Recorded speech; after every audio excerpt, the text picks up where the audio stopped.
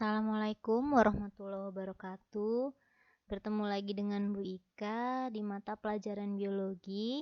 Kali ini kita akan membahas mengenai reproduksi virus, di mana sebelumnya kita sudah membahas mengenai ciri-ciri dan struktur virus.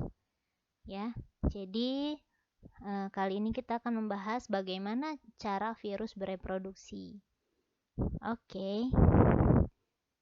Ini adalah gambar bakteriofag ya. Next.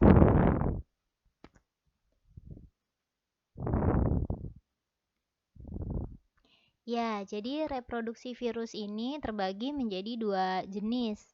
Ada yang daur litik, kemudian yang kedua ada yang daur lisogenik. Nah, bagaimanakah perbedaan kedua jenis reproduksi virus tersebut? Baik, kita langsung saja ya. Apakah perbedaannya daur litik dan lisogenik? Ya, jadi yang pertama adalah daur litik.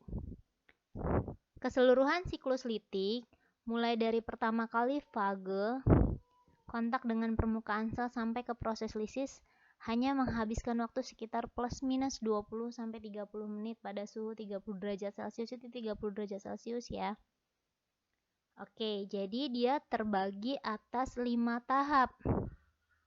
Tahap yang pertama adalah fase adsorpsi.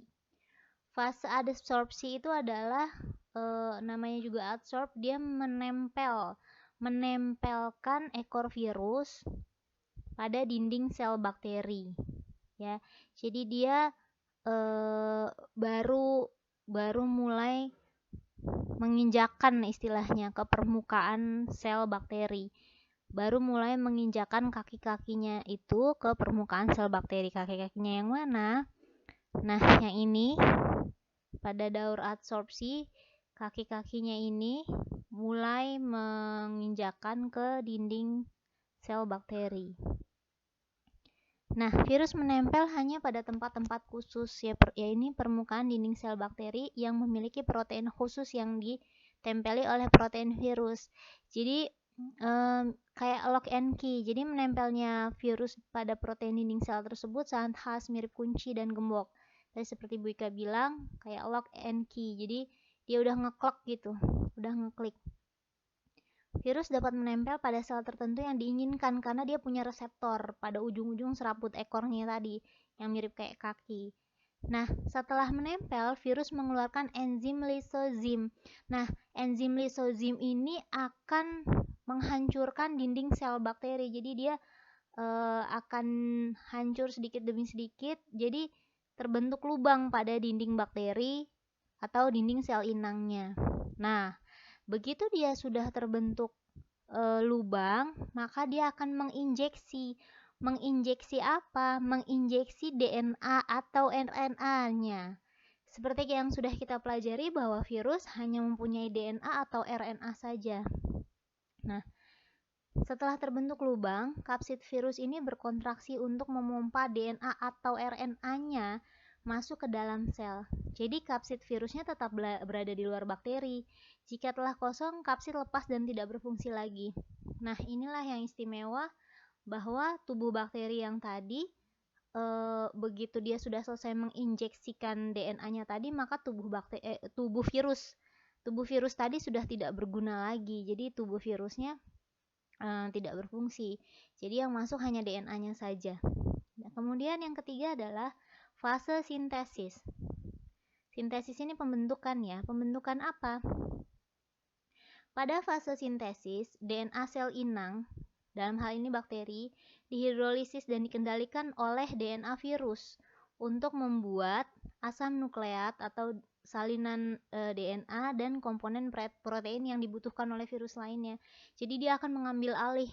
Begitu DNA virus sudah masuk ke dalam sel bakteri, dia akan mengambil alih gitu ya untuk memproduksi materi genetik virus sama bahan-bahan yang dibutuhkan oleh virus tersebut untuk bereproduksi.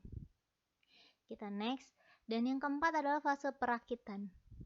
Kapsid yang disintesis mula-mula terpisah-pisah nih, jadi kepalanya kepisah, ekornya kepisah, serabut ekor kepisah gitu ya. Jadi di dalamnya itu dia udah kepisah-pisah. Nanti akan dirakit menjadi kapsid virus yang utuh. Jadi bentuk utuh, ada kepalanya, ada bagian DNA-nya sudah masuk, kemudian ada ekornya gitu. Kemudian DNA virus masuk di dalamnya kalau sudah jadi badan yang lengkap. Nah, terbentuklah tubuh virus yang utuh. Kalau dia sudah selesai seperti ini, dia sudah tidak membutuhkan sel bakteri atau sel inangnya tadi. Maka setelah dia sudah berhasil bereproduksi, tidak butuh sel bakteri atau sel inangnya tadi, dia akan menghancurkan sel bakteri tersebut. Nah, inilah fase lisis. Ketika perakitan virus selesai, virus telah memproduksi enzim lisozim lagi, yakni enzim penghancur yang akan menghancurkan dinding sel bakteri. Nah, kali ini dihancurkannya total. Dinding sel bakteri hancur, mengalami pecah dan virus keluar. Tapi dinding sel bakterinya sudah hancur. Gitu. Makanya ini disebutnya parasit. Nah, lanjut. Yang kedua adalah daur lisogenik. Sama persis, fase adsorpsi atau penempelan, injeksi juga dia mengeluarkan DNA-nya tadi persis sama.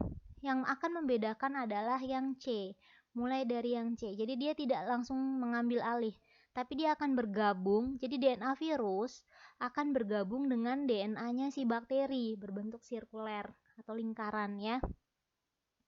Jadi mula-mula DNA bakteri putus, kemudian DNA virus menggabungkan diri antara benang yang putus tersebut. Jadi dia bergabung sehingga akhirnya membentuk DNA sirkuler baru yang telah disisipi DNA virus. Jadi DNA-nya bakteri ini udah bergabung. Ya. Oke. Next.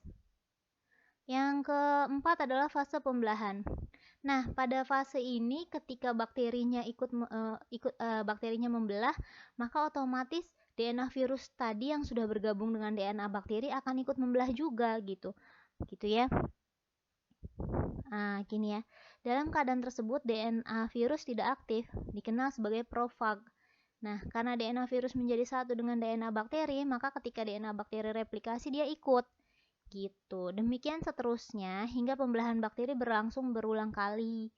Sehingga setiap bakteri yang terbentuk di dalam terkandung profag. Dengan demikian jumlah profag mengikuti jumlah sel bakteri yang ditumpangi. Jadi kalau bakteri tersebut membelah misalkan 10 kali, maka nanti profagnya juga ada 10 kali gitu ya. DNA virus tadi. Nah, terus fase sintesis. Nah, karena radiasi atau pengaruh zat kimia tertentu nanti profag tersebut aktif akan memisahkan diri. Jadi udah bergabung, kalau udah jadi banyak dia akan memisahkan diri, kemudian menghancurkan DNA bakteri. Nah, kalau dia udah nggak butuh dihancurin. Selanjutnya DNA virus mengadakan sintesis protein yang bahan-bahan yang dibutuhkan tadi. Dan yang terakhir adalah fase perakitan, ini sama. Jadi ketika dia sudah merakit bahan-bahan yang dibutuhkan, dia akan merakit, kemudian DNA-nya akan masuk ke dalam kapsid tadi. Dan yang terakhir ini ya. Jadi seperti itu. Nah, ini adalah gambarnya. Perbedaan daur litik dan lisogenik. Ini siklus litik, ini siklus lisogenik. Nomor 1 dan nomor 2-nya sama, fase adsorpsi dan injeksi. Ini mulai adsorpsi menempel, kemudian menginjeksikan DNA-nya. Nah, ini adalah DNA bakterinya, ini punya virus.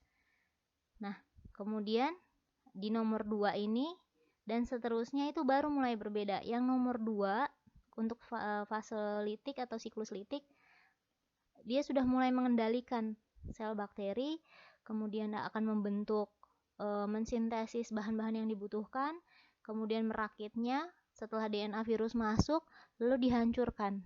Nah, beda dengan lisogenik, dia akan bergabung seperti ini. Jadi ini adalah DNA virus, yang ini DNA bakteri. Nah, ini tergabung. Nah, ini yang warna pink ini disebut profag. Dia fage yang tidak aktif. Maka ketika bakteri membelah, dia ikut membelah. Tuh. Jadi kalau bakterinya membelah 2 kali jadi 2, dia akan menjadi 2 juga. Nah, setelah itu kalau dia udah nggak butuh DNA bakterinya atau DNA inangnya, kemudian akan dihancurkan. Gitu. Baik, sampai di sini dulu. Wassalamualaikum warahmatullahi wabarakatuh.